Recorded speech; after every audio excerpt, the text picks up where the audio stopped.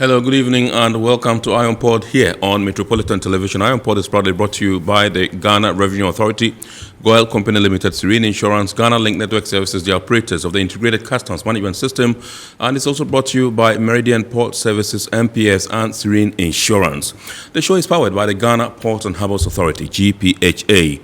Now, our media partner on this journey of a lifetime is the Business and Financial Times, the BNFT. And so if you want to have a grasp of all that transpired on the show tonight, make a date and grab the Thursday edition of the BNFT, and you'll be able to see all that happened here on the show tonight. This evening, we're going to be getting interactive with you as usual. And so you can send us your comments and messages via our dedicated WhatsApp line, which is 0559019177.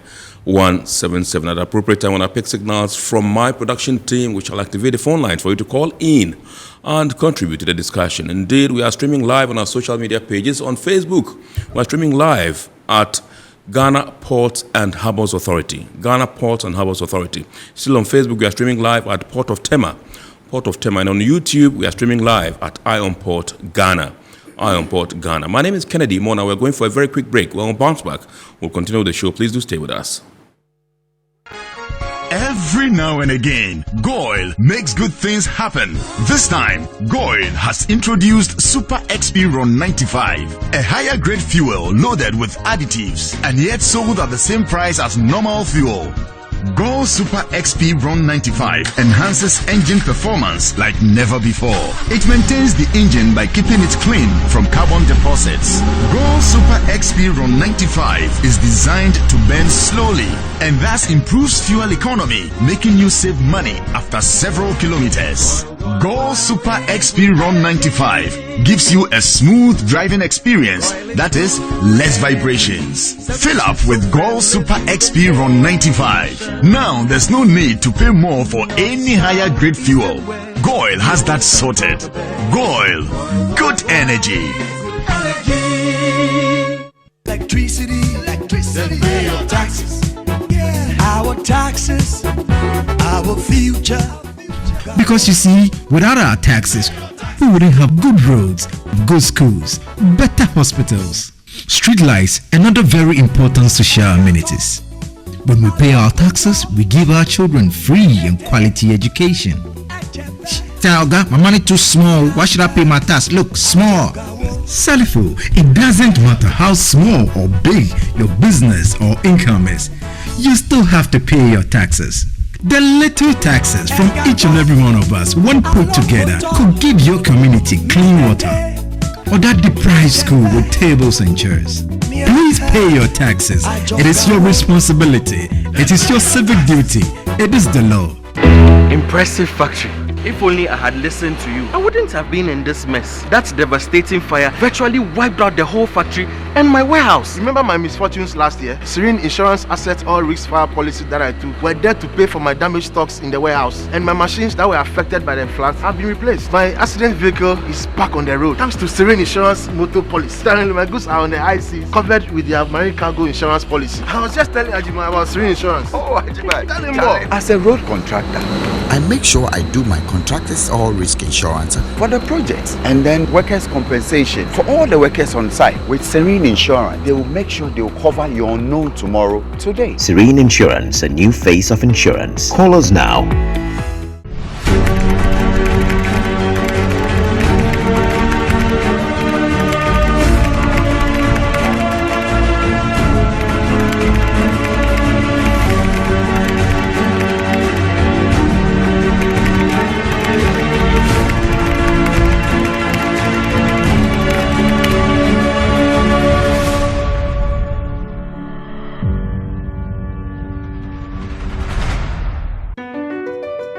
Mps Terminal 3 is Africa's new state-of-the-art container terminal at Tema Port. For manufacturers, agro-processors and traders, the new port means business can be done faster. This infrastructure boost will improve Ghana's port handling capacity, connect more trading routes, and oil the engine of growth for the economy, creating greater opportunities across all sectors as Africa's markets merge and become the largest trading bloc globally. MPS, we connect, you thrive.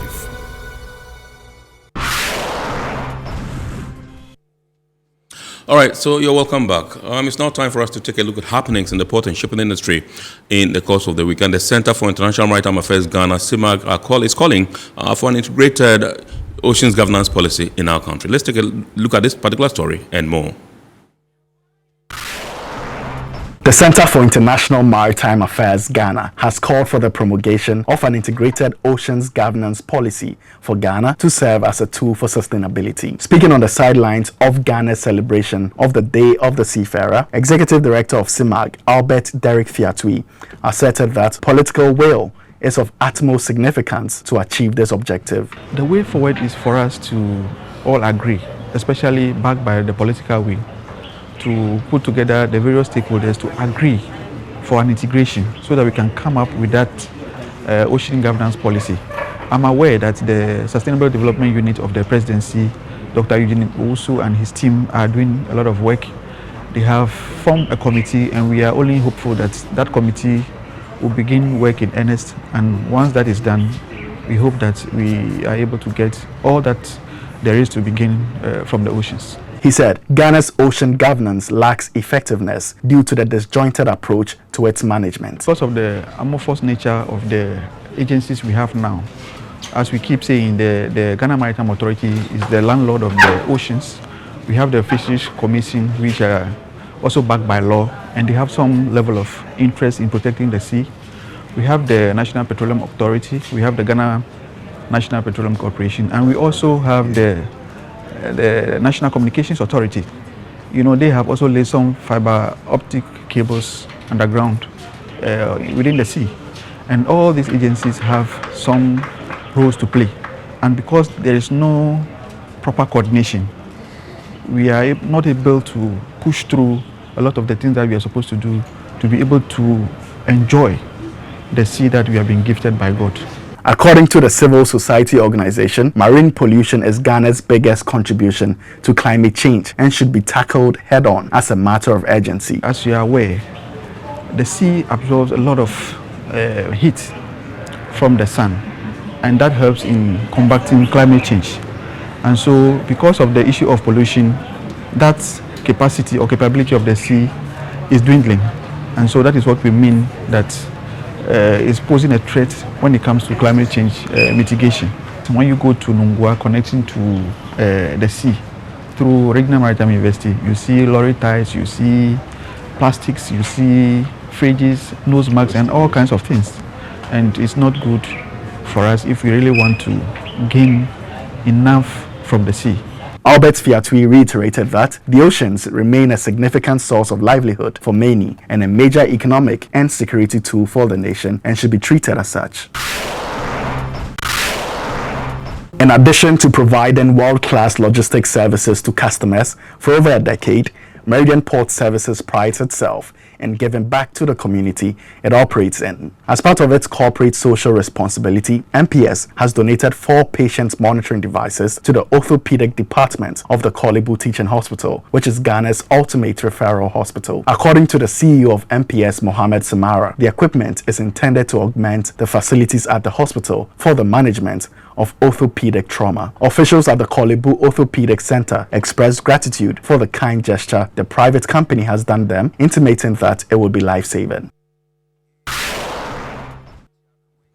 right, so those were happenings in the port and shipping industry over the course of the week. It's now time for us to go global and find out what's happening on the global stage. French shipping giant CIMAG Group is taking steps to reduce shipping costs on imports into France and French overseas territories. The move came in response to calls from the French government for the shipping and oil industries to use part of their profits to help with the fight against inflation. In a statement released in France, CIMAG Group reported after consultation with the Ministry of the Economy, Finance and Industrial and Digital Sovereignty that, quote, the CIMAG Group has decided to implement targeted measures to contribute to the effort to moderate consumer prices for French households, unquote. The discount will last for 1 year, starting August 1. The CIMAG Group said it is ready to grant its distributor customers a reduction of €500 per 40-foot container for consumer goods imported via French ports. The measure represents a nearly 10% reduction in freight rates according to CIMAG, targeted to its major retail customers. While the goal is to reduce shipping costs, the company, however, emphasized that the brands and retailers must pass this along to consumers. Seabourn Cruise Line, a subsidiary of Carnival Corporation, has taken delivery of its first expedition cruise ship, Seabourn Venture, during an official handover ceremony at the Tema shipyard in Genoa, Italy. Seabourn Venture is the first of the line's two purpose-built ultra-luxury expedition ships and is the first dedicated expedition ship in the Carnival Corporation fleet. The world's largest cruise company, Carnival, looks to expand into the rapidly growing expedition segment, with ships focusing on cruises in the polar regions. The 23,000 gross ton cruise ship and a sister ship still under construction in Italy were designed and built to PC6 polar class standards with the ability to operate in diverse environments. According to the shipyard, the design features advanced maneuvering technology and stability to operate in the harsh polar regions. Each of the cruise ships is 558 feet long, with accommodations for up to 260 passengers in 132 oceanfront veranda suites. A toxic cloud of chlorine gas was released in a loading accident in the Jordanian port of Aqaba on the Red Sea on Monday, June 27. State media is reporting that 13 people died and at least 260 others were injured when the gas cylinder ruptured, releasing the toxic chemical onto the ship and surrounding dock area. As shown, vessel was alongside loading about 20 tanks of liquefied chlorine gas, which is used as a disinfectant and water purification agent. The canisters were being exported to Djibouti. Investigations are still ongoing to ascertain further details of the accident. Initial reports indicate that the crane lifting the tank malfunctioned. Some reports suggest that one of the main wires of the crane broke, causing the release of the tank. The tank reportedly held 25 to 30 tons of chlorine. All right, so these were happenings in the port and shipping industry on the international stage. It's now time for us to zoom into our discussion proper tonight. And tonight we're talking oceans, we're talking fisheries, we're talking aquaculture, and we are taking continental perspectives from a very, very solid woman. Give me two minutes to tell you who my guest is. Indeed, our guest was called to the bars of Ghana, England, and Wales, that's Gray's Inn, and the District of Columbia. And for over 40 years, she has been a practitioner of civil, administrative, and international law. She was among the earliest Ghanaian female lawyers to obtain an advanced degree in law in 1974, now beginning her career as a national service woman at the Ministry of Justice, Ghana.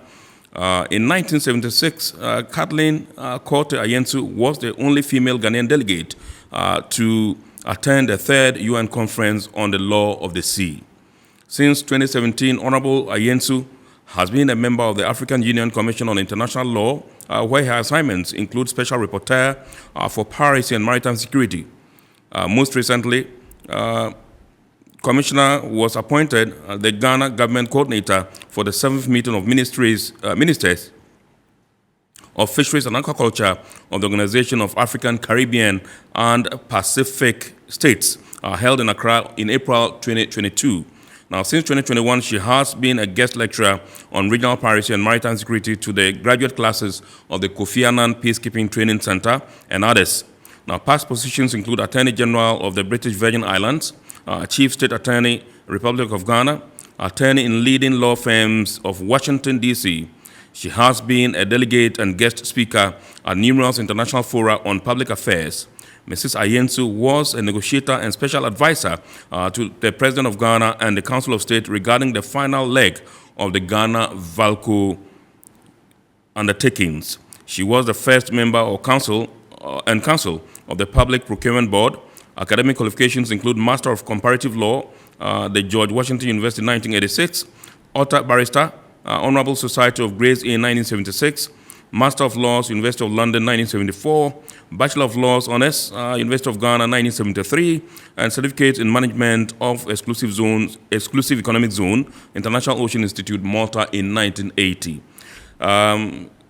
Social portfolio, a member, Ghana and District of Columbia Bar Associations, past board member and council, Ebrigel Senior High School, past member and council, Bamboo and Rattan Network of Ghana. The languages she speaks include English, French, Ga, Twi, and hobbies centered around the creative arts and gardening. That's a very, very beautiful profile, a deep one of our guest tonight, the Honorable Kathleen Kote Ayensu. Like I said, if you heard me clearly, I said she is a member of the AU Commission on International Law and Special Rapporteur for Piracy and Maritime Security. Good evening, ma'am, and welcome to Iron Port. Good evening, Mr. Mona. Yeah. Thank you very much indeed for inviting me to Iron Port. Mm-hmm. It's a great privilege to be with you Absolutely. tonight. Absolutely. We're very glad to have you indeed. And we would want to say thank you for obliging us and for taking time off. You know, Sundays are days for people to rest, go to church, come, have your somber time at home and all that. But you decided to oblige us this evening. And we are very, very grateful to you for the honor done us. Thank you very much indeed. And here we have a tradition. Once it's your first time of appearing on the show, we believe that a Happy New Year is in order. Right, so let's begin. We just wanted to tell us, generally, what the global the perspectives globally of the maritime industry is, before we zoom into our discussion proper. All right. Okay. Let me congratulate you for this program that you run. I think Iron Port is a very, very enlightening and instructive program to bring to the people of this country and elsewhere everything that is going on in the very, very important maritime sector. Thank you very much indeed, man. We're grateful. Thank you. Well, I'd say 2022 is a momentous year in the maritime sector. A lot is happening. The United Nations has just finished last week its conference on the ocean in Portugal, co-hosted by the governments of Portugal and the government of Kenya. And the law of the sea has been a very, very important thing since time immemorial. The sea has been with us. And here in Africa, especially West Africa, we have a checkered history with the sea. Some of it very painful and unpleasant in the 14th and 15th centuries. And more recently, there's been a lot of activity and trade. The United Nations has declared this year, you know, each year they have a special theme as the International Year of Artisanal Fisheries and Aquaculture. And what this does is to put a lot of emphasis, draw global attention. It is the largest multilateral body. At the moment, I think it's 189 member states. So everybody is focused on this theme, or should be focused on this theme at this time. So a lot will center around that. And then towards the end of the year, we shall go back to our climate change issues at COP27. And COP27 is significant. It will be taking place on the African continent in Egypt in November. So that's the overall global picture. We have just come out of a pandemic which has adversely affected maritime trade, amongst many other things. And in terms of the African continent, 90% of our import and export is done through the maritime sector. Right. So let's now zoom into Africa, Africa Union. What's the perspective like? Well, let me start by saying thank you again. The commission to which I belong is like the African version of the International Law Commission of the United Nations. The law of the sea, early conventions, and most recent, I'd say, draft conventions were prepared by the International Law Commission. So that gives you some idea of the kind of activity that is supposed to go on.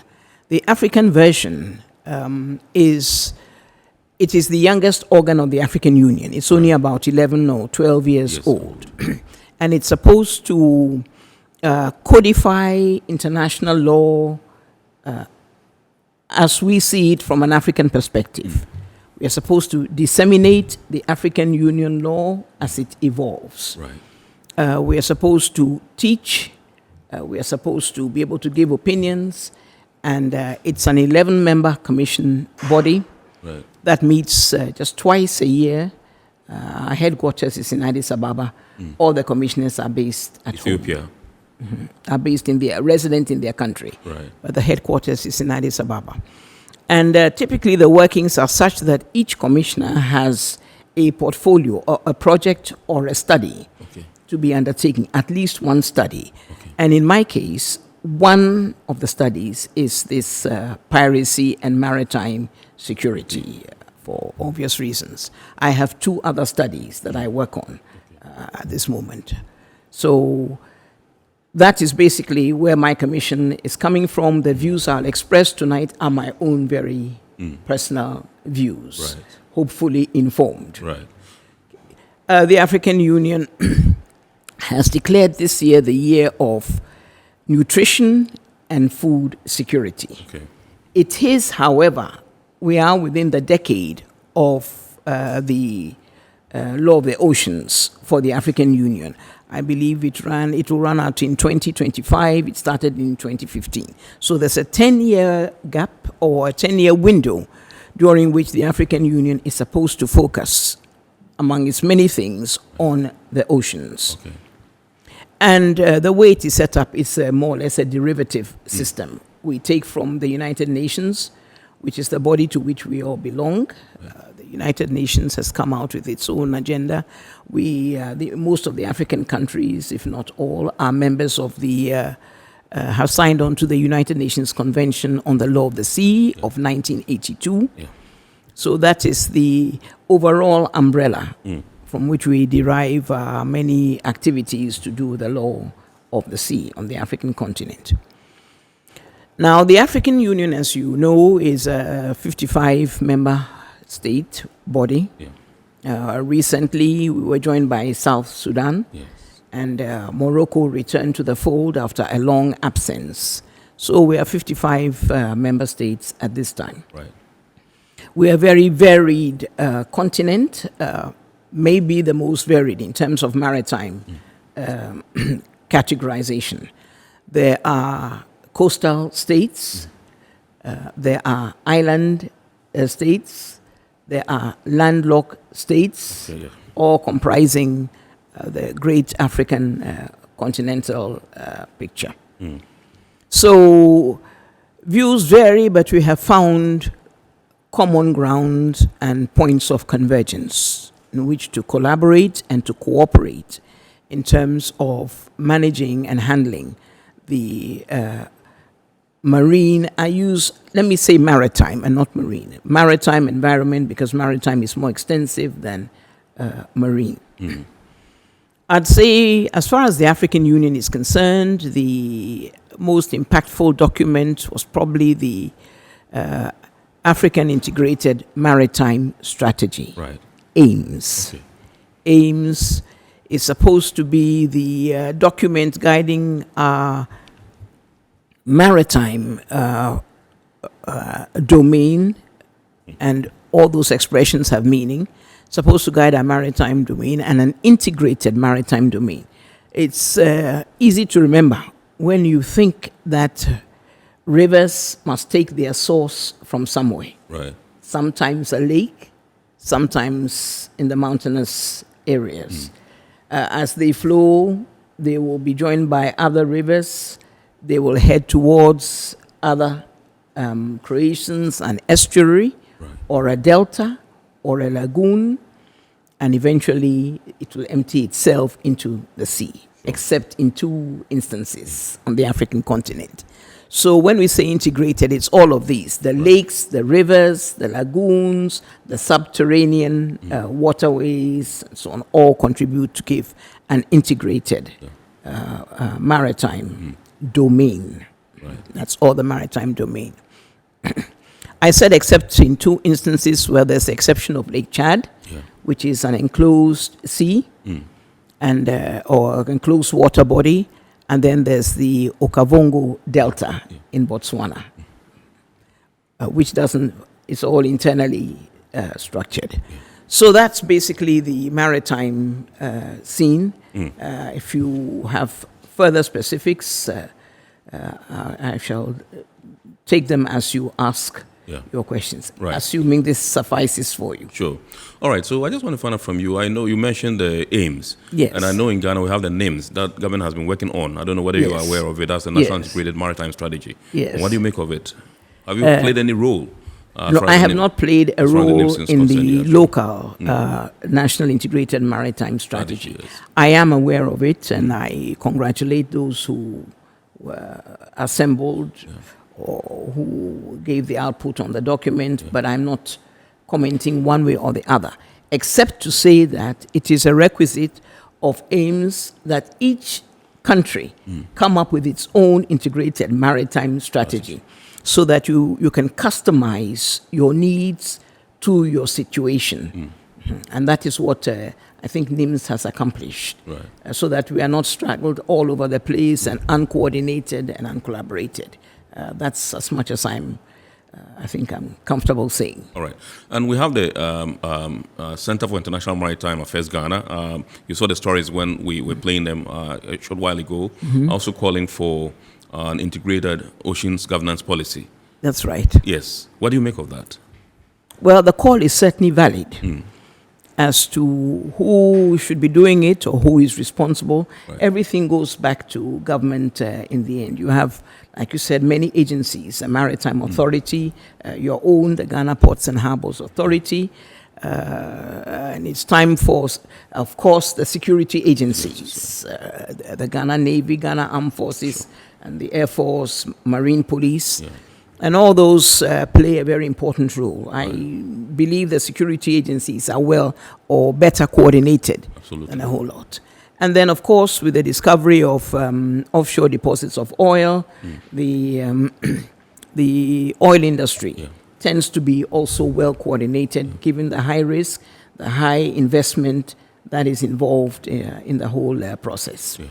And then let's remember that Ghana is lucky. Lucky in everything. Ghana has the sea. Ghana has its natural internal water bodies, rivers. I think Lake Bosuntri, maybe something else. And then Ghana has its own humongous man-made lake, Lake Volta. Sure. So Ghana is very well endowed in that regard, and there's certainly a need for collaboration and cooperation, and a proper accepted strategy that everybody follows like a blueprint. And talking about blueprint, let me say that the African Union has what it calls the Agenda 2063. Agenda 2063, okay. Yes. Agenda 2063 is like the development plan for the African Union. Member states consulted citizens. It was like as if we were doing a constitution, but it doesn't have a legally binding setup. Right. So it's mostly aspirations. There are 6 aspirations. What do we hope to be as an African continent? We, the African people, where do we want to be by 2063? Right. That is Agenda 2063. And one segment of Agenda 2063 is the blue economy. So the blue economy is part of the whole picture, and from which aims 2050 will also be dovetailing. And then another aspect of the Agenda 2063 is a healthy and prosperous citizenry, well-nourished. Yes. Okay, that's where the element of nutrition comes in. Absolutely. You mentioned 2022 has been set aside by the AU as a year for nutrition and food security. Absolutely, right. Okay, so let's take a look. The blue economy is a vast one. It's a big one, worth trillions of dollars and all that. And we're also trying to get our stake from it. I just want to find out from you some of the policies, and legal frameworks that guide the blue economy on our continent. So let's explain for the benefit of those who might not know that the blue economy is everything that is sort of water-based. Right? So we have the sea, we have the rivers, you have the lakes, and you must manage all these things. You have transportation, intermodal transportation, so on, everything that goes into building what I'd say, a vibrant and healthy, sustainable economy. Yes, in the maritime and in the aquatic sector. That would be the blue economy. And to that end, there are other African Union instruments in place. We have the African Charter on Maritime Transport of 2010 has been revised. What would be the aim of that? I told you that about 90% of Africa's imports and exports go by sea, maritime means. Now, you are better equipped than I am to know that most of this trade is not in the hands of African companies or entities, shall we say. So you have already shown advertisements to do with certain container shipping companies, and they are the dominant players. Okay. Now, interesting, if you go back to the history or the antecedents of the African Union, I'm sure you know that we owe the people of the Caribbean and the diaspora much in terms of the creation and the inspiration for the African Union. So as soon as I mention the names, you will know. Marcus Garvey. Yes, absolutely. Du Bois. He owned a lot of vessels, I understand. Padbo. Yes. Now, Marcus Garvey was originally from Jamaica, moved to the city of New York. Way back, I think, in the 1918, certainly by 1920, he was in the New York City area. And we already know the history of the Caribbean and black people going across to Southern America and the Caribbean and eventually to North America. So Marcus Garvey proposed that, or decided that, look, there's so much trade, never mind the human trade, there's so much commodity trade between Africa and the New World, for instance, then of course Europe, that wouldn't it be a good idea if Africans owned the vessels? We produce the goods, so we might as well own the vessels that transport these goods. And it is in that vein that he attempted his Black Star shipping line. However short-lived, it was inspirational, because that is where Ghana, when we got independence, drew our inspiration and named our shipping line the Black Star Line. So this is, I think, the African Union Charter on Maritime Transport seeks a return to the economic benefits, so that some of the economic benefits stay within the African continent and the African hands. Well, shipping is a lot of money, as you know. We may have done, I think, Nigeria, a number of countries, certainly in North Africa. They've owned their own shipping lines, I'm sure now in South Africa as well. But there's a whole range to shipping vessels anyway. Fishing vessels, container vessels, tanker vessels, and other kinds of things. So there's a whole range that the African hasn't broken into yet. And this is the aspiration. Needless to say, that is the slowest of the charters to get going. Because of the logistics and the investment involved in that. Having said that, it's not impossible. Nigerians own quite a few ships, and we are not yet, as far as I know, into big-time cruise industries, but Egypt is into cruise down the Nile. So, and of course, then the military apparatus is an entirely separate subject. Okay, because you must have the military backing, or the security backing to monitor a lot of the activities that are going on at sea. Then, in 2016, the African Union came out with what they call the Lome Charter. The Lome Charter on Maritime Security, must get the full title and give it to you correctly. The Lome Charter on Maritime Security and Safety and Development in Africa. Okay. So it's like a comprehensive document. It was signed in Lome in 2016. About 32 or 35 member states signed up right away, which indicates some kind of broad agreement, but only 2 have ratified. And now, of course, Togo and Benin, because there are annexes that also need to be put in place, and member states, like anywhere, are reluctant to commit fully if you are not able to discharge your obligations entirely. But it doesn't mean you don't support things in principle.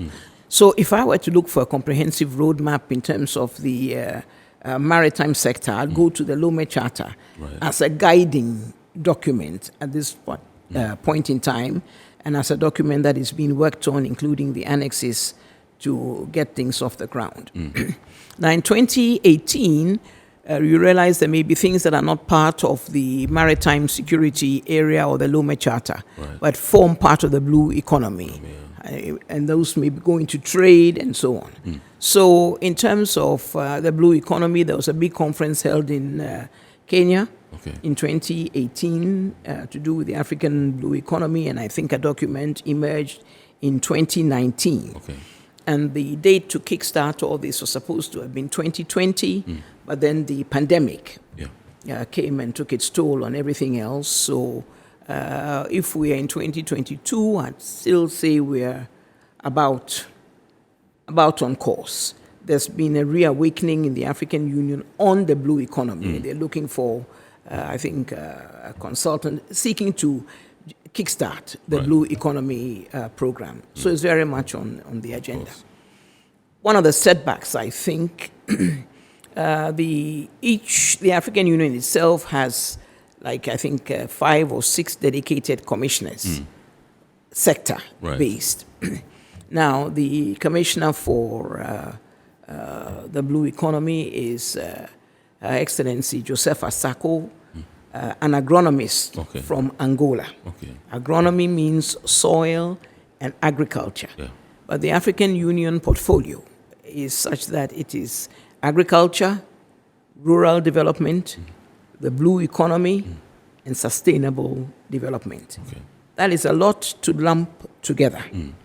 So one hopes the blue economy will not get minimized or sidelined, even though there's talk that there's emphasis on that. Possibly that won't happen because the United Nations, under its Sustainable Development Goals, especially number 14, deals with life below water or life in the water. So as long as the Sustainable Development Goals are afoot, then there's a good chance that these things will also be sustained. But I think a lot of attention has been given to the blue economy on the African continent. We've mentioned the United Nations. We've mentioned food security in Africa. And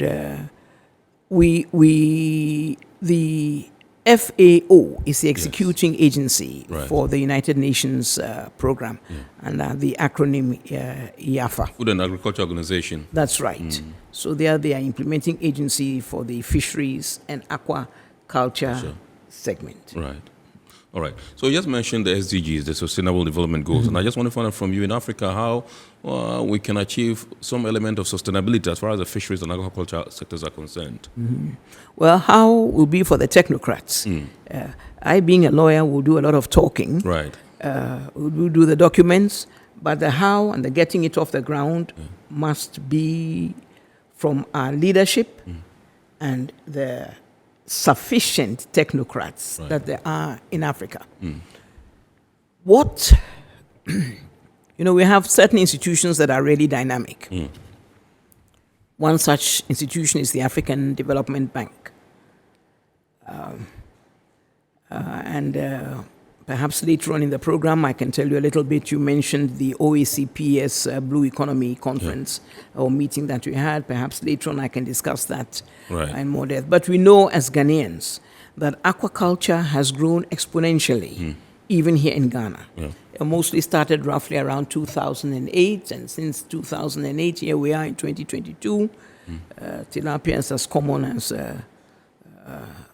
a fish that is just everywhere now through aquaculture.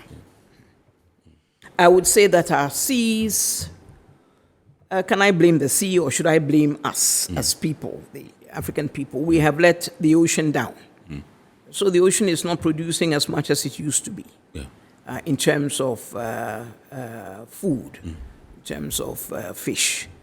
And that's something we need to work on. We need to ask ourselves why over and over again.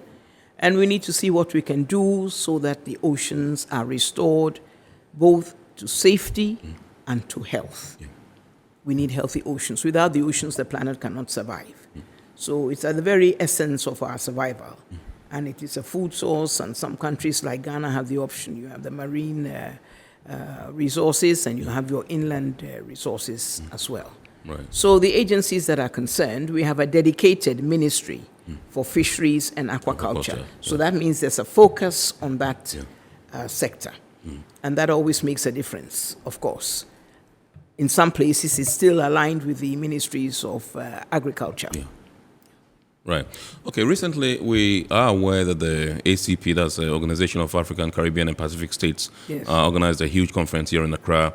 A conference you played a very key and, integral role in, starting from organization and all that until it set off and then ended successfully. Can you tell us what exactly this particular conference was about and what are the goals or objectives were achieved? Certainly. Well, I'd like to thank the government for entrusting me with such a high level of responsibility and appointing me the national coordinator for the conference based on my past portfolio and present portfolio and then extension with the knowledge of the Caribbean area. Yes, it got off to a very good start because a lot of good people, and I can say that Team Ghana was a good team. Right. Yes, and right from the beginning, when it seemed like we're in crunch time, I had every confidence that Team Ghana would deliver. So I say thank you, and I echo to everybody who played a role and to those who volunteered to assist. Right. But I couldn't take everybody in. I'm grateful for the goodwill. The conference, the Organization of African and Caribbean and Pacific States, is something that was started way back in 1975 as like a response of our group to the European group. The European Union and so on was emerging. They had formed a bloc. It entailed new ways of dealing with Europe in so many ways, and especially trade. So that was the original, or that was those were the origins of the group. By 2020, 2 years ago, we became a full-fledged organization. So we are an entity on its own now, not just an association of 79 member states. Yeah. Now, if you look at that group, I'd say that so outside the UN, United Nations, this is probably the largest group of multilateral or member states that form a group. So that is a lot of cohesion. Absolutely. Now, when you relate it to the law of the sea history, there were in existence in 1958 4 conventions on the law of the sea, but you must remember that in 1958 there were only 4 independent African countries. Yours truly, Ghana, Liberia, and Egypt. Ethiopia has never been colonized. Right. So there were like only 4 of us really in the General Assembly. And by the time you come to the 1960s, going into the 1970s, there's been the implosion of African states who are independent. Right. All of whom have a voice. Most of them have gone not just from independence, but gone to the republic the full way to become republics, in contrast to, say, the Caribbean states. So that there are new dynamics in the United Nations, and many of the Caribbean states have become independent states, even if they were not republics. Likewise, in Asia, you have more states becoming independent, and in the Pacific region as well. So there's a whole new group, whole new school in the United Nations now. Right. collectively with places like Malta and other developing countries, Singapore, we became known as a group of 77. Right. And the group of 77 was instrumental and forceful in participating in the third UN conference on the law of the sea. Now, if you look at many of the members of this OACPS group, I'd say they belonged once upon a time to the group of 77. Yeah. The group of 77 was not an organization as such, but more like, shall I say, a power group. So now we have an organization of African and Caribbean and Pacific states. And our relationship is mainly to deal with the European Union. And this was the 7th meeting of the Ministers of Fisheries and Aquaculture. It was supposed to have been held, I think, last year, but due to the pandemic, the pandemic has bumped a lot of meetings and things together. Yeah. It's held every other year. Previously, it had been held in Samoa, and then 2 years prior, it had been held in the Bahamas. What it does is bring our common interests together. Our big problem now is overfishing in our waters, illegal, unregulated, unreported fishing. And this has really depleted our stock. Again, I say Ghana is a lucky country. We may have options. But a lot of these small island developing states, the ocean is everything to them. So you go to the Caribbean, with the exception of Guyana and Suriname, most of them are island states. With the exception of perhaps Trinidad and Tobago, which has oil revenue coming in. Most of them depend on the same basic, they import most of their food anyway. So the ocean is everything to them, and tourism is the lifeblood of many of them. So all the challenges that they're undergoing in the ocean, apart from overfishing, acidification, climate change, rising sea levels especially, pose a threat, a real and living threat to the people in the Caribbean. It's just like if you were out in Qatar and the others, and you see the tidal waves washing away parts of it, you would appreciate the gravement of the situation. Absolutely. In terms of the Caribbean, let's not forget that they are already problematic weather in terms of hurricanes. See, certain times of the year, I think it's June to November, thereabouts, is a hurricane season. And each year is a prayer that it would not be a total devastation. The winds start, currents pick up from the African coast. And then the currents pick up and gain speed and cross the Atlantic Ocean and do whatever they need to, wreak whatever havoc they need to wreak.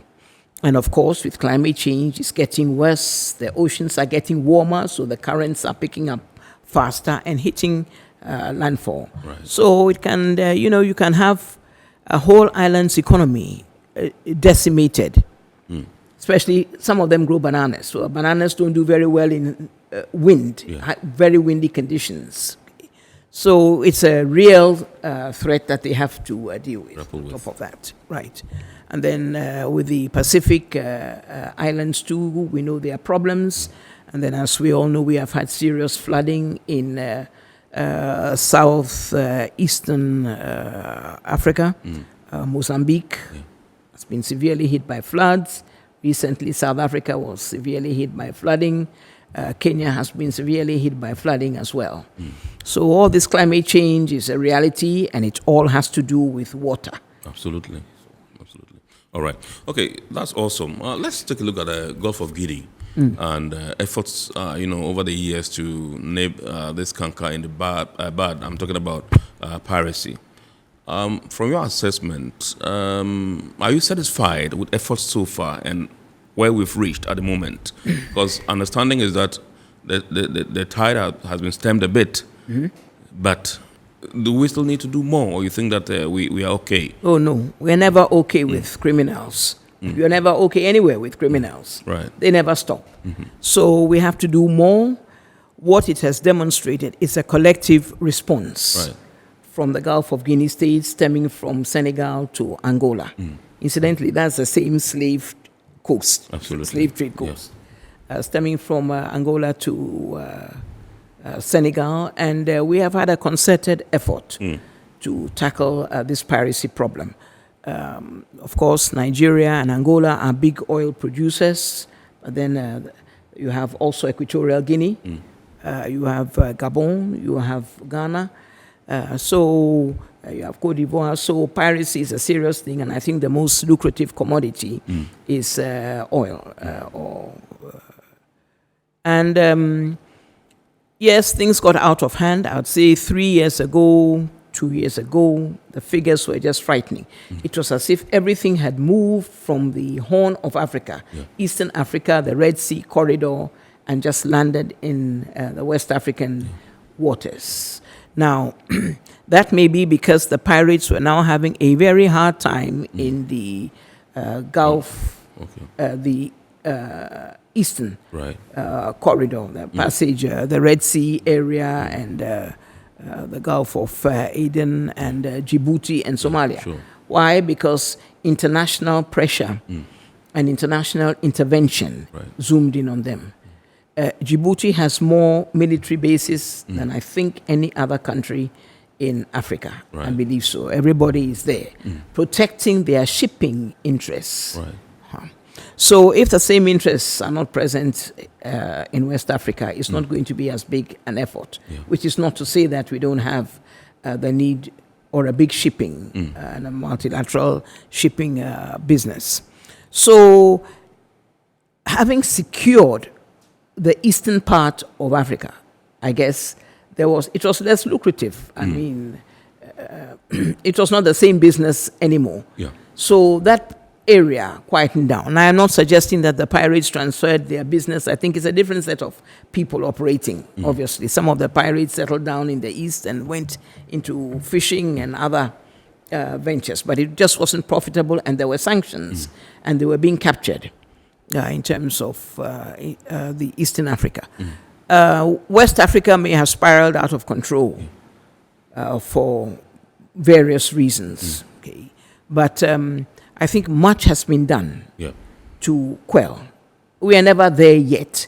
And then some of our development partners came in to assist. I'd say the United States, some of the European countries. One European state sent a frigate, much fanfare. And then the Italian frigate and the Netherlands and then that country abruptly withdrew its frigate in response to the Ukraine war. Now, if every time there's a problem in Europe, you're coming to take your frigate home, and so on, where it doesn't make for much dependence. But most of the African countries in the Gulf have beefed up their resources. So in 2020, this January, the Ghana Navy has received 4 brand new patrol offshore vessels to in a very interesting business arrangement with the oil company. I believe it was Tullow, and then of course the nation's premier commercial bank, Ghana Commercial Bank. So that has proved to be a very positive development and a great boost for the business here. You won't say you are protecting only the oil rigs. If you see IUU fishing or piracy going on somewhere, obviously the same vessels will respond. Nigeria has also done a lot and much more to improve its naval capabilities in terms of patrol and so on. Equatorial Guinea has done much. I think Angola has done a lot as well. So we have all enhanced our capabilities. And I think that has played down considerably on to keep the piracy issue. I think they've moved to around the Straits of Malaccas. Singapore area now is the new hotbed, if I'm not mistaken. Okay. All right. So tonight on Iron Pod, we are talking oceans, we are talking fisheries, we are talking aquaculture, and we are taking some continental perspectives from the Honorable Kathleen Koti Ayensu. She is the special AU Commission member on international law and a special rapporteur for piracy and maritime security. She's the one we are discussing our topic tonight with on Iron Pod here on Metropolitan Television. We are going for a quick break. When we bounce back, we'll continue the discussion. Please do stay with us. Every now and again, KORLE makes good things happen. This time, KORLE has introduced Super XP Ron 95, a higher grade fuel loaded with additives and yet sold at the same price as normal fuel. KORLE Super XP Ron 95 enhances engine performance like never before. It maintains the engine by keeping it clean from carbon deposits. KORLE Super XP Ron 95 is designed to burn slowly and thus improves fuel economy, making you save money after several kilometers. KORLE Super XP Ron 95 gives you a smooth driving experience, that is, less vibrations. Fill up with KORLE Super XP Ron 95. Now there's no need to pay more for any higher grade fuel. KORLE has that sorted. KORLE, good energy. Electricity, then pay your taxes. Our taxes, our future. Because you see, without our taxes, we wouldn't have good roads, good schools, better hospitals, street lights, and other very important social amenities. When we pay our taxes, we give our children free and quality education. Talga, my money too small. Why should I pay my tax? Look, small. Salifo, it doesn't matter how small or big your business or income is. You still have to pay your taxes.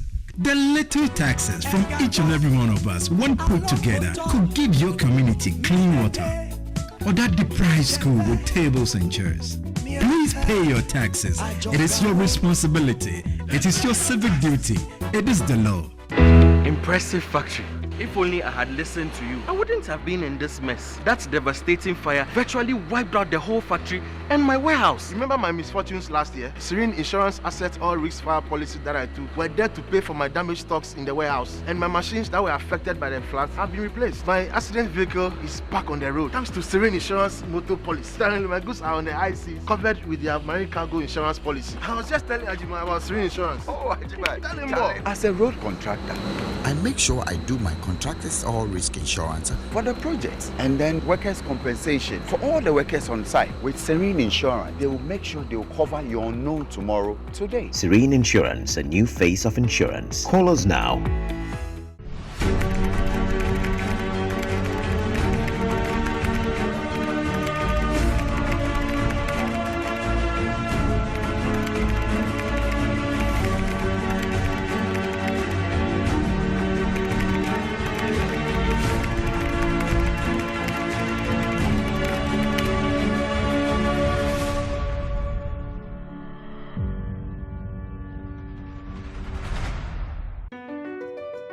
Mps Terminal 3 is Africa's new state-of-the-art container terminal at Tema Port.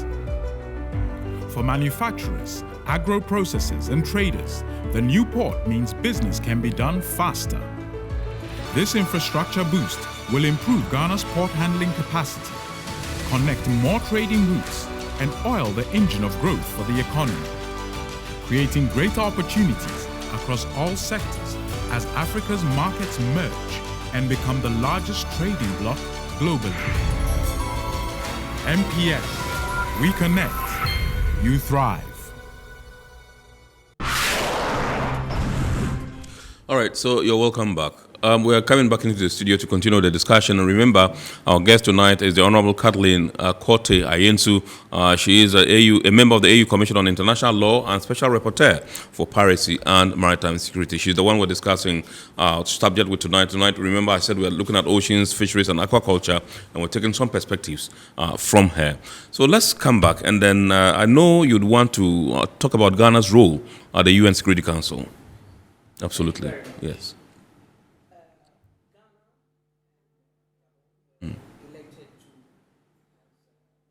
Is your microphone on, please, Ma'am?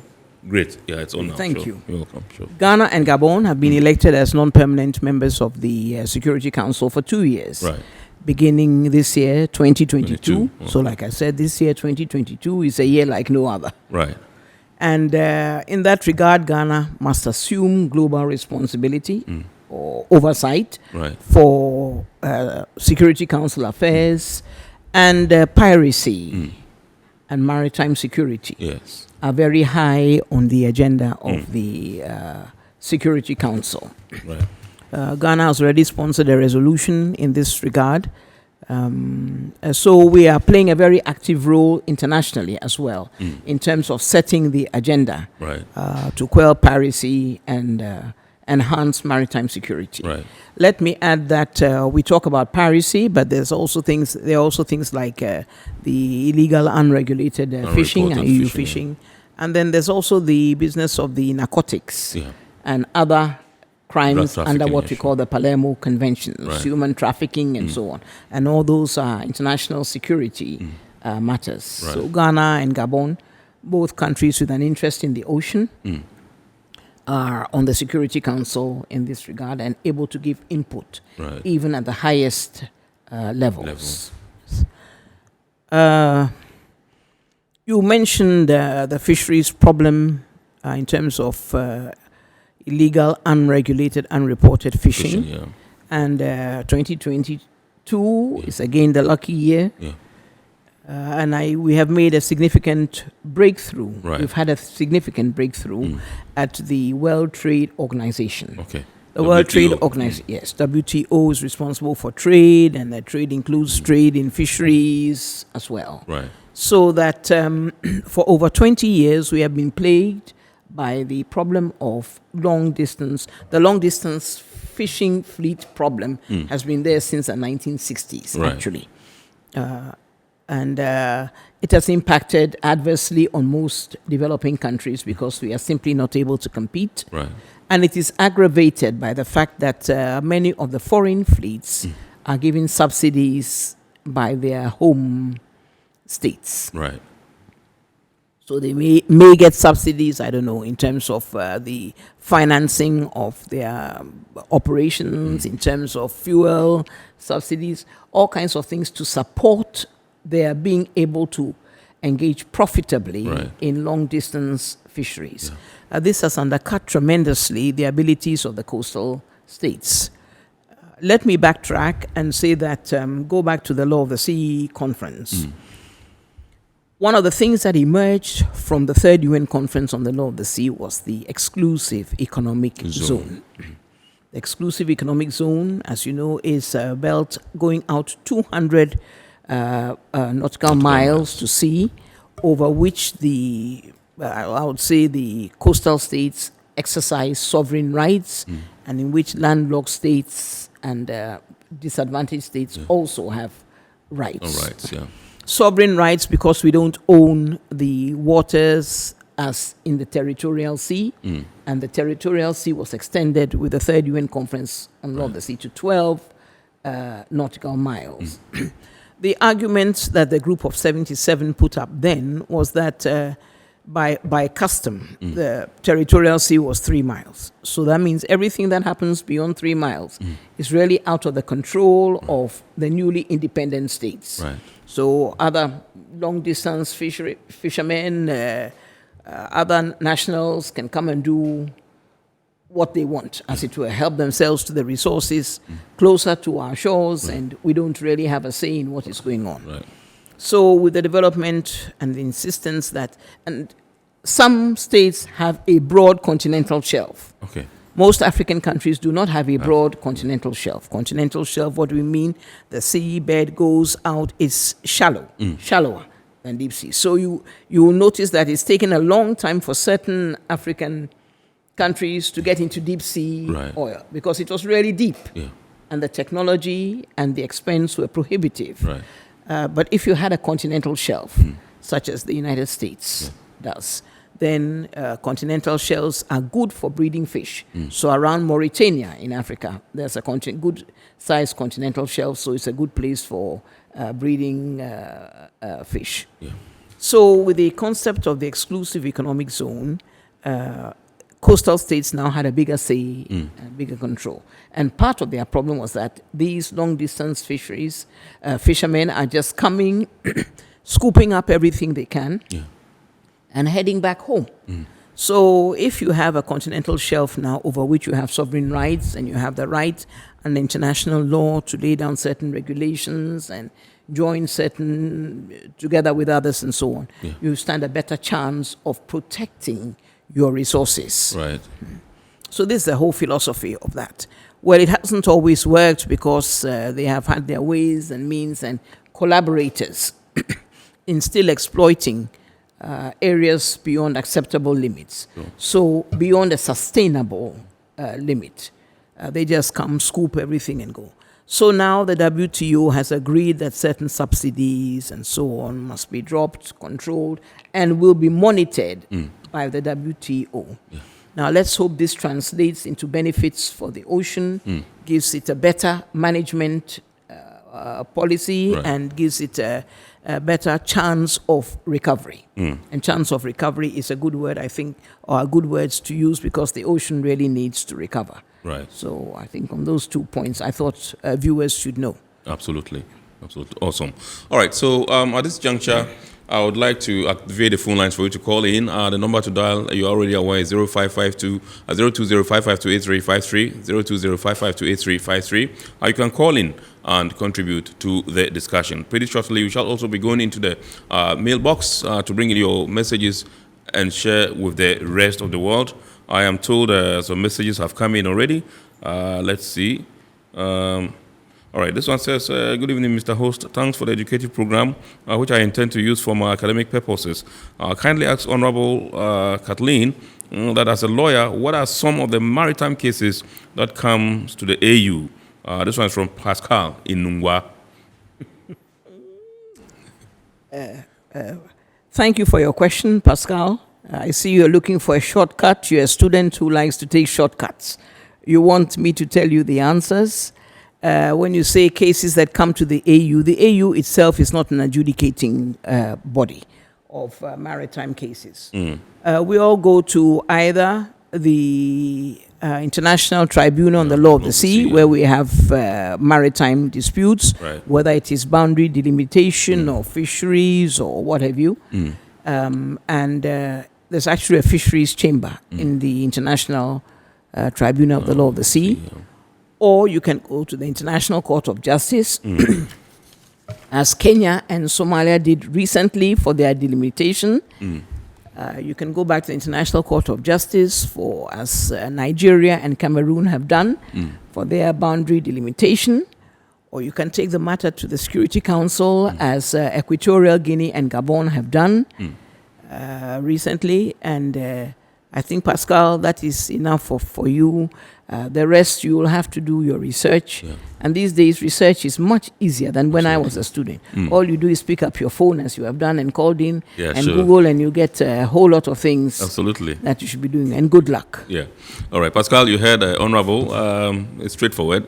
But she says you need to put in some efforts yourself, and then you can do your own research. And talking about research, Honorable, let's take a look at this issue of a research vessel. I mean, it's something that's been on the radar for a very long time. And it seems never coming.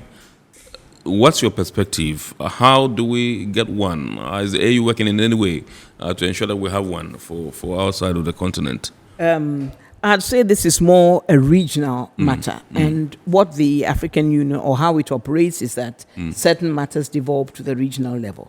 I mean, the AU can't go out and buy a research vessel, as it were, for everybody. But it can encourage and insist that there should be scientific research. And since you have asked that, I'm going to seek your kind permission to read to you from Agenda 2063. Please do, ma'am. Then we can determine. Of particular significance are the results from focusing on the contribution of opportunities related to the blue economy, which is expected to gain momentum in 2020. And this is reading from the Agenda 2063 document. This will lead, among other initiatives, to advance knowledge on marine and aquatic biotechnology, to produce new products, and to the establishment of Africa-wide shipping, with Africa lakes and rivers serving as fully developed waterways and navigable things. You notice there's an emphasis on marine and aquatic biotechnology. So scientific research is obviously important. Let me backtrack and go back to my original belief. Research vessels, I would imagine, are not cheap to come by. No, most maritime vessels are not cheap to come by any more than security or anything else. So the possibility of buying as a regional body, looking for a regional entity, say the West African Commission on Fisheries, or ECOWAS or something, because research needs to be shared anyway. Yes. The results of research. So that might be one way of approaching the maritime sector. So it's not just one country. But so ECOWAS might wish to take that. They are meeting today. Perhaps we should call the leaders when we leave here and tell them the research vessel. Right. They need to get on with it. Having said that, let me point out that this is not the first time that a research vessel, scientific research vessel for aquatic purposes has come up. Right. Ghana has had a research vessel before. Okay. In the late 1960s, the Volta River Authority acquired a research vessel for the Volta Lake. Right. Scientific research vessel. Okay. It was called MV Latis. Okay. In collaboration with the United Nations Development Program. Okay. So they were trendsetters in those days, and when you have high-profile statutory cooperation, sometimes they can take certain initiatives within their mandate to set the tone and to draw attention to what needs to be done. Right. Okay. Just as a digression, Bank of Ghana used to have a cattle ranch in the Shire Hills. Okay. Yeah. So the Volta River Authority had a research, a scientific research vessel that plied the Volta Lake, and they also worked closely with both the Institute of Aquatic Biology at the time, part of CSIR. I think it's now the Water Resources Institute. But with Dr. Letitia Obing. And then the University of Ghana. So it has been done before because it was important. The Volta Lake, like many of the man-made lake bodies in Africa, created other problems, other human problems, biodiversity problems, or challenges, I'd say. And these need to be monitored very carefully. And the same theory applies if you want to do aquaculture. You must, especially on these inland water bodies. Talking about inland water bodies, they're important because Africa is well endowed. If you wish to show a map, you may do so. They are the natural inland water bodies or inland lakes, of which East Africa has the dominance. Lake Victoria, Lake Tanganyika, Lake Malawi, Lake Tana, and so forth. And all these spaces are potential for fisheries, naturally, and then aquaculture, fishery in captivity. And then you come to the man-made lakes. Yes, man-made lakes. Let's stop there and go on to the phone lines and welcome David onto the phone lines. Oh, David, okay. Then we'll continue with man-made lakes, yes. Okay, David. Good evening, sir. Good evening. Yes. Thank you. My name is David. I'm calling from Tema. Yes. I want to ask from Honorable, how is AU addressing marine drug trafficking? Okay. What trafficking? Marine? Drug trafficking, okay. Trafficking. Narcotics, okay. All right, sure. Thank you very much, Dave. Thank you. We're grateful to you for your call. Over to you, Honorable. So we have two issues. Now we're going to deal with the host's question of man-made lakes, or shall we go to David's question? Yes. Now, no, you complete that, and then let's deal with his question. Okay. So man-made lakes. So Africa is phenomenal in that regard. The first dam was across the River Nile in 1902. Yeah. The Aswan, Lower Aswan Dam. Okay. Then came Lake Kariba. Lake Kariba is across the Zambezi. It straddled the two Rhodesias, North and Southern Rhodesia, where they were the one colonial master. Okay. So you have Lake Kariba formed. Then came Lake Volta. We all know the history of Lake Volta and the size of those two lakes. Let me backtrack. Lake Kariba was then the deepest lake in terms of volume. Okay, man-made lake in Africa. It may have been the world at the time. Okay. Just as Lake Volta had the largest surface area in the world at the time. And then after Lake Volta came, or just before Lake Volta came Lake Awash in Ethiopia. Okay. I've forgotten the name of the dam. That was first for irrigation before it became power supply. Right. Most of the others were power supply first. Right. Okay. And then after that came Lake, I think, Kainji in Nigeria, on the River Niger. But that's turned out to be a small lake considering the size of the Niger River. Right. And then also came Rosiris Right. in Sudan. Since then, a whole lot of lakes have come into the picture, and there are many more. What am I saying is that, so there are these natural and artificially created water bodies which give massive potential for fishing and aquaculture to thrive, not prosper just or be done, to thrive. So it's for the African Union to jump onto everybody again, together with perhaps the African Development Bank, the African Export-Import Bank, to get back on track, because we need to feed ourselves. Right. And this is a very lucrative area, especially with climate change. Desertification is taking its toll on the livestock industry. I don't know what's going on in the poultry industry. From what I hear in Ghana, is very gloomy. Right. So this is a golden opportunity and a renewed opportunity for us to get back on track. Right. All right. So let's tackle David's question about what the AU is doing about drug trafficking, narcotics. David, the AU itself is not a police body or an enforcement body. What the AU has done is to be, we are part of the United Nations Drug and Crime Office. Yes. UNDOC. Yeah, sure. And that is very, very active. And what we do is member states are enjoined to collaborate and cooperate with the Drug Trafficking Agency, UNDOC, by doing many things. Security in their own territories. Right. Okay, so our security agencies are very, very active, as you know, as is our narcotics board concerning the drug problem, maritime drug problem. Yeah. Yes, we all get sensational stories. There have been interception of drugs coming in by maritime means in Côte d'Ivoire, Cape Verde especially.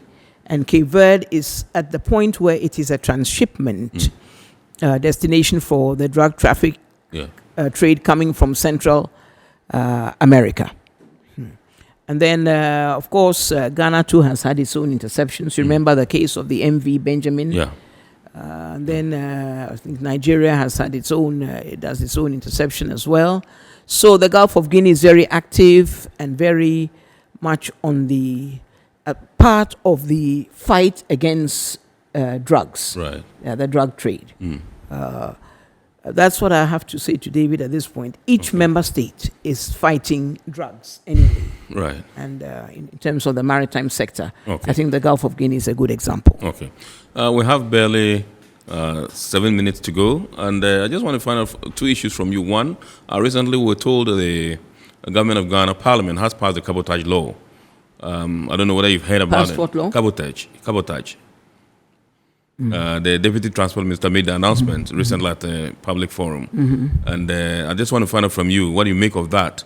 And then number two, there have been calls for Ghana to go back to the old days of the Black Star Line.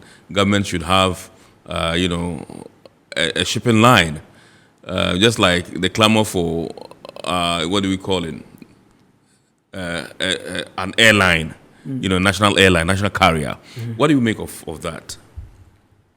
Well, two things. I'll say government can't do everything. And some things are a matter of private sector involvement. Some things are a matter of government and private sector. Government just can't do everything these days alone. Okay. And there may be other priorities. The national airline is a great feeling.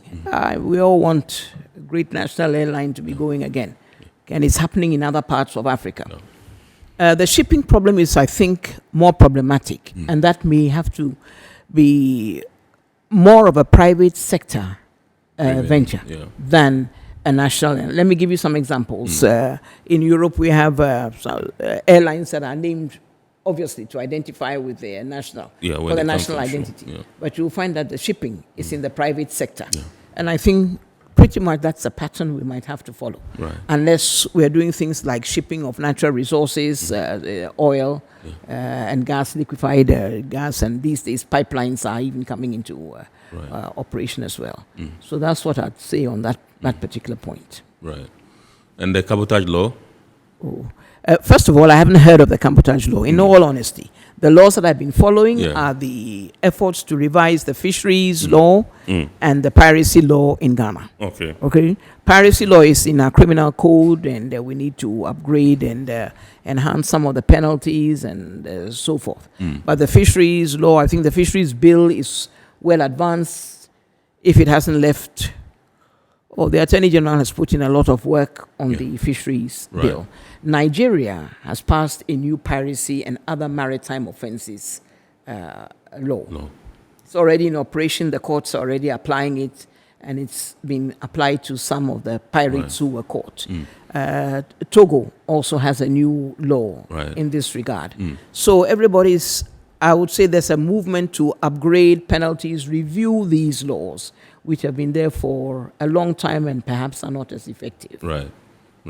Okay, so let's take a look at the issue of closed season. Government has a policy in the fishery sector where they have a closed season where the fishermen would have to go home and rest and leave some grace period for the fingerlings or the fishes to grow. And I don't know what you make of it, because we are currently in the season. And I think it's always a 1 month kind of thing or so or more. Well, first of all, let me say that the closed season is a policy that is implemented through a government ministry, the Ministry of Fisheries and Aquaculture. Yes. I'm not a member of that ministry. But the policy of a closed season, in theory, it's like to give the ocean, not the fishermen should go home and rest, but the fish and the oceans should have a break. Yes. And if you go back to our traditional way of life, traditional artisanal fishing, there's a day when the fishermen don't go to sea.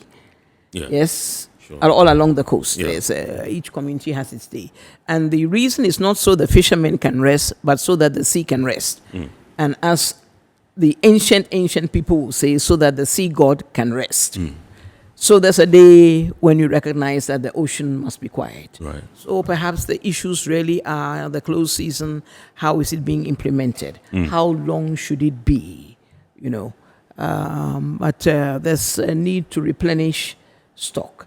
And then what alternatives do you give the fishermen while they are away from their normal business? What incentives and support can government give them? So that's as much as I'd like to say. Okay. On the Finally, I want you to tell us about what we can do to empower women to take advantage of the fisheries and aquaculture sectors. Just briefly. Perfect question, and this is your time. Let me start from the top. Honorable Chief of Staff is a food and nutrition specialist with expertise in women and fisheries. So you have your answer right there. So I think the women need to rally around their big sister, come up with their plans, go back to fisheries, the way it was, the way the industry is, what changes need to come on, how to microfinance, because this is always a problem, how to microfinance. And I think you have the perfect candidate there. Director of Tema Port is a woman. Director of the shipping... Ghana Shippers Authority. Shippers Authority is a lady. There are women in Maritime now. So we have to look at cooperatives, rural banks, and so on. But you have a sympathetic ear, a knowledgeable ear in the Chief of Staff. Thank you. Thank you very much indeed. Honorable Kathleen Korte Ayensu is a member of the AU Commission on International Law. She's also the Special Rapporteur for Piracy and Maritime Security. She joined us in the studios tonight to discuss the year of oceans, fisheries, and aquaculture, and bringing us some continental perspectives. We are deeply grateful to you, ma'am, for obliging us this evening. We pray that as and when a need be, and we call on you, you'd always, give us a positive response. You always, grace our studios. Thank you very much indeed. We are grateful to you. Thank you, sir. And this is where we also say thank you to our sponsors, Ghana Revenue Authority, Goel Company Limited, Serene Insurance, Ghana Link Network Services, and indeed Meridian Port Services. The show, remember, is powered by the Ghana Ports and Harbours Authority. The abridged version of the show is aired every Wednesday at 8:30 p.m. on Ghana Television. My name is Kennedy Mona. God willing, we shall bounce back next week with another wonderful edition of Iron Port. Have a great evening and keep enjoying the rest of our programs. Good evening.